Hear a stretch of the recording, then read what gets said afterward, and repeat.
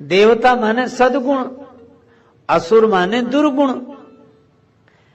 सद्गुण सुरगन अम्ब अदिति सी, मानस में कहा सद्गुण ही देवता है और असुर माने दुर्गुण। अच्छा आप विचार करके देखें तो ये सद्गुणों और दुर्गुणों का युद्ध तो सदा से होता रहा है, ये द्वंद्व चलता ही रहता है। अच्छा दिन रात चलता ही रहा है। पर एक यह भी विचित्र बात है कि देवता हार जाते थे, राक्षस जीत जाते थे। और यदि हम लोग अपने जीवन को देखें तो जीवन में भी तो यही घटनाएं घट रही हैं। हमारे सद्गुण हमारे ही दुर्गुणों से हार जाते हैं। क्रोध आता है तब बोध का पता नहीं लगता कहां चला गया। हमारा क्रोध हमारे बोध को पराजित कर देता है, हमारा आवेश हमारे संयम को पराजित कर देता है। जीवन का भी तो यही सत्य है। अच्छा इस पर अगर गंभीरता से विचार करें कि क्यों हारते हैं सद्गुण और दुर्गुण क्यों जीत जाते हैं, एक ही कारण है कि सद्गुणों में बड़ी अच्छाई है पर एक कमजोरी है, ये कभी इकट्ठे नहीं रहते। और दुर्गुणों में सब बुराइयां हैं, एक अच्छाई है, ये कभी अलग अलग नहीं रहते हैं। इनमें संगठन है, दुर्गुणों में संगठन है और सद्गुणों में संगठन नहीं है। और यह भी सभी के जीवन का अनुभव है कि जो सद्गुणों और दुर्गुणों के संदर्भ में बात कही गई, यही सद्गुणी और दुर्गुणियों के संदर्भ में है। आप देखो अपने यहां अच्छे लोगों की कमी नहीं है। अच्छा बुरे लोग उतने नहीं होते जितनी संख्या अच्छे लोगों की होती है। बुरे लोग तो उंगलियों पर गिने जा सकते हैं, अच्छे लोग ज्यादा हैं। लेकिन क्या कारण है कि थोड़े से बुरे लोग सबको परेशान करते रहते हैं। उसका कारण यही है कि अच्छे लोग संगठित नहीं है, सद्गुण जिन जिन में वो संगठित नहीं है। आज भी देखो जो लोग अच्छी अच्छी बात कर रहे हैं, कई लोग कर रहे हैं पर मिलकर कहां कर रहे हैं, संगठन नहीं है। आप देखो 4 शराबी आराम से रह जाते हैं, इतने आराम से रहते हैं कि दूसरा न मिले तब तक उनको चैन नहीं मिलती, खोज खोज के। एक आदमी चिलम पीता था, तो अब वो चिलम पीने लगे तो कई लोग इकट्ठे हो जाए। तो मैंने उससे कहा कि तुम पीते हो तो वैसे तो पीना अच्छा नहीं, और पीते हो तो अकेले ही पिया करो, इतनों को काहे को बिगाड़ते हो, ये सब इकट्ठे होते हैं। तो उसने कहा कि महाराज आप पीते नहीं हो इसलिए आपको पता नहीं, मजा ही नहीं आता इतने लोगों के बिना। उनका संगठन है। 4 जुआरियों को, 4 शराबियों को, गंजेड़ी भंगेड़ियों को आप इकट्ठा रख सकते हैं, 4 को इकट्ठा रख सकते हैं, पर 2 विद्वानों को इकट्ठा नहीं रख सकते। और उसका कारण केवल इतना, मैं बहुत बार सोचता रहा, अगर विद्वान संगठित हो जाएं, साधु संगठित हो जाएं तो कितना अच्छा, अच्छे लोग सब संगठित हो जाएं, पर होते नहीं। मैं बहुत बार सोचता रहा कि क्यों ऐसा होता है, तो उत्तर मुझे एक ही समझ में आया कि शराबियों को गालियां मिलती हैं, जुआरियों को गालियां मिलती हैं, निंदा होती है, और विद्वानों की, संतों की पूजा होती है। और यह मानवीय दुर्बलता है कि निंदा आदमी मिलकर भोगना चाहता है और प्रशंसा अकेले ही पाना चाहता है। गाली मिले तो सबको मिले और प्रशंसा हो तो केवल हमारी हो, प्रशंसा हो तो केवल हमारी हो। एक गुण आता है दूसरा जाने लगता है। उदाहरण के लिए जैसे सत्य और शील, सत्य भी गुण है और शील भी गुण है, पर शील है दूसरे के हृदय का ख्याल रखना, भावना को देखना कि इसे बुरा न लगे, शील है। और सत्य कहता कि लगे तो लगे। आपने सत्य बोला कि शील गया, और किसी का शील रखोगे तो सत्य गया। ये इकट्ठे ही नहीं रहते हैं। सत्य कहता है शील को रखो तो हमें छोड़ो, और शील कहता है हमें रखना है तो सत्य को छोड़ो। ये इकट्ठे नहीं रहते, सद्गुण इकट्ठे नहीं रहते। अच्छा, और विकार इकट्ठे रहते हैं। आप देखो, काम विकार है, कामना, चलो कामना, इच्छा विकार है। मन में उत्पन्न होने वाले एक विकार का नाम काम है, कामना है। कामना उत्पन्न हुई और इसमें विघ्न पड़ा, क्रोध को बुलाना नहीं पड़ा। क्रोध ने नहीं कहा कि तुम ही निपटो, हम काहे को आए, पर क्रोध कहता तुम चिंता मत करो, हम तो साथ ही हैं, तुम्हें छेड़े तो कोई जरा। और कामना में विघ्न पड़ा तो क्रोध आ गया। अच्छा चलो, विघ्न नहीं पड़ा, कामना पूरी हो गई तो लोभ आ गया। कामना पूरी हो जाए तो लोभ, और कामना पूरी ना हो तो क्रोध। कितना संगठन है इसमें, इनमें इतना संगठन है। ध्यायतो विषयान पुंसः संगस्तेषु उपजायते संगात संजायते कामः कामात् क्रोधो विजायते क्रोधात् भवति सम्मोहा सम्मोहात् स्मृति विभ्रमा स्मृति भ्रंशात् बुद्धिनाशो बुद्धिनाशात् प्रणश्यति। गणित है ये, एक आएगा तो दूसरा आ ही जाएगा। एक बुराई एक को बुला लेगा, दूसरा आए बिना रह नहीं सकता।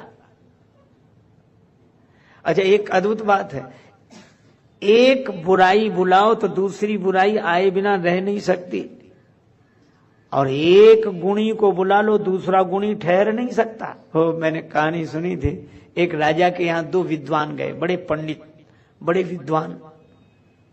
राजा ने बड़ा उनका स्वागत सत्कार किया, पर राजा भी व्यवहारिक आदमी था, अनुभवी व्यक्ति था।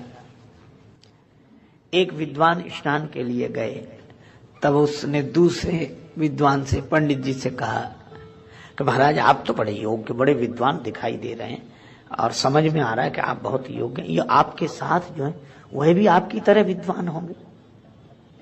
अरे बोले कहेगा विद्वान, घोड़ा है, वो तो हम उसको साथ लिए घूमते कि एक से दो भले, बड़ा अच्छा। अब वो आकर बैठा, अब ये गए स्नान करने, तो राजा ने, राजनीतिक आदमी, उनसे भी वही पूछा कि आप तो बड़े योग्य विद्वान प्रतीत हो रहे हैं, ये जो आपके साथ हैं ये भी तो विद्वान होंगे, आपसे थोड़े कम होंगे। अरे बोले कम, विद्वान का एक बैल है, पर एक से दो भले, इसलिए साथ रहे। राजा बोला ठीक। अब जब दोनों तैयार हो गए, राजा ने कहा चलिए भोजन के लिए। दोनों बड़ी उत्सुकता से गए भोजन के लिए। राजा ने एक के सामने भूसा रख दिया, दूसरे के सामने घास, शुरू करो। तो दोनों बोले कि हम लोगों का अपमान, ये क्या? राजा बोला क्षमा करें, परिचय तो आपसे ही मिला है। ये कह रहे थे कि वो घोड़ा है, और ये कह रहे थे कि वो बैल है, तो बैल के सामने भूसा, घोड़े के सामने घास, शुरू करो। और ये कहानी संकेत क्या करती है कि अगर प्रतिभावान लोग एक दूसरे की निंदा में पड़े रहेंगे, अच्छे लोग अगर एक दूसरे के विरोध में पड़े रहेंगे, तो समाज से आप क्या आशा करते हैं? भूसा और घास ही मिलेगा और कुछ नहीं मिलने वाला है। राजा ने कहा कि पहले संगठित तो हो जाओ। और एक अद्भुत बात है, राम जी और रावण का झगड़ा बाद में हुआ, राम जी और परशुराम जी का झगड़ा पहले हो गया। अच्छा, दोनों भगवान, राम जी भी भगवान और परशुराम जी भी भगवान, दोनों अवतार। अच्छा, एक और अद्भुत बात है, दोनों को तुलसीदास जी ने उपमा भी एक ही दी। रघुवर बाल पतंग, पतंग कहते सूर्य को, और परशुराम जी आए तो आयो भृगुकुल कमल पतंगा। दोनों सूर्य और दोनों अवतार, दोनों भगवान, और दोनों का विरोध। इसका अर्थ क्या है? इसका अर्थ यह है कि बुरे लोग ही समाज के लिए समस्या नहीं है, अच्छे लोग भी समाज के लिए समस्या बन जाते हैं। कब? जब एक अच्छा आदमी दूसरे अच्छे को सहन नहीं कर पाता है, तब। प्रकाश देने वाले दोनों ही हैं। सूर्य, दो सूर्य आ गए, राम जी भी सूर्य, परशुराम जी भी सूर्य, पर झगड़ा किस बात का हुआ? परशुराम जी ने कहा या तो हमसे युद्ध करो, नहीं या राम कहलाना छोड़ दो। करी परतोष मोर संग्रामा, नाई तो छाड़ कहाऊ रामा।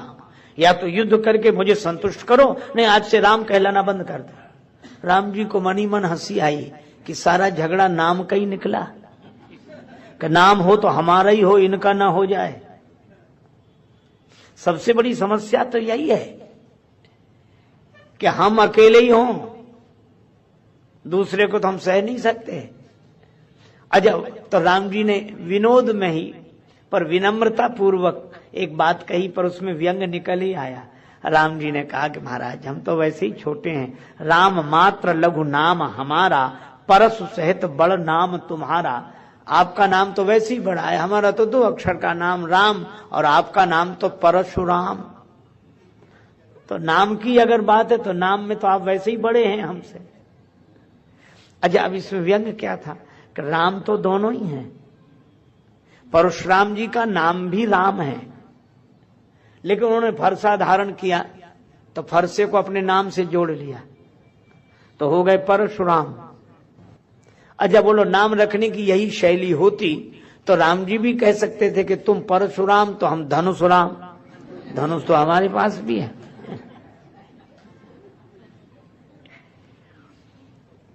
असल में अपने हाथ में जो आ जाता, आप देखो फरसा भी हाथ में है, तो अपने हाथ में जो है क्या वो अपने हाथ का है?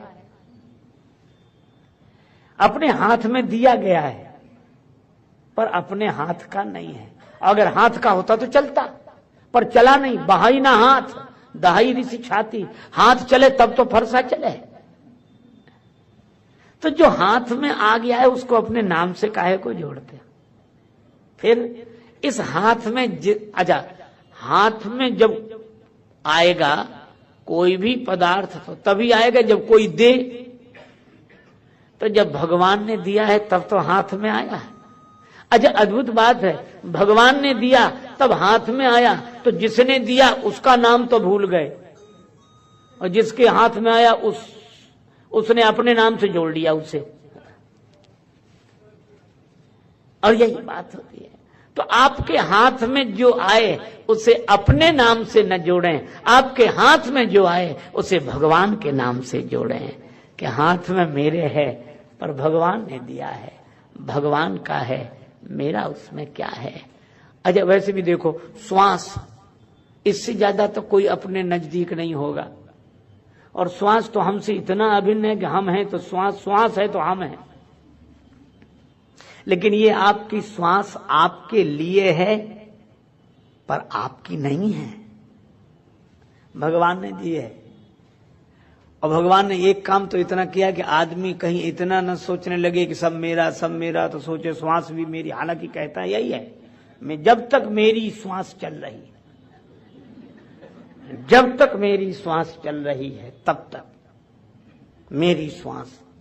अच्छा, आप सोचो अगर श्वास अपनी होती तो जब मन होता तब लेते, जब मन होता तब नहीं लेते। कहते आज तो इतवार है, छुट्टी का दिन, नहीं ले रहे हैं। पर ऐसा कोई कर सकता है कि श्वास ना ले? वो लेनी ही पड़ेगी। आप सोचो, नहीं तो कोई कहता भी कि श्वास क्यों नहीं ले रहे हो? हमारी श्वास, हम ले या न ले, तुम्हें क्या परेशानी? पर भाई इसी तरह जब हमारे जीवन में जो कुछ भी विशेषताएं आए, यह सोच लें कि भगवान की दी हुई हैं, भगवान की हैं, तो मन अभिमान से नहीं भरेगा। और मुझे लगता है कि अच्छे अच्छे लोग, प्रतिभावान लोग, ज्ञानी लोग, गुणी लोग, समाज को कुछ देने वाले लोग अगर भगवान से जुड़ जाएं तो फिर बुरे लोग इन्हें नहीं मिटा सकते, फिर बुराई अच्छाई को नहीं मिटा सकती। और यही कारण है, अभिमान ही विष है और भगवान अमृत है।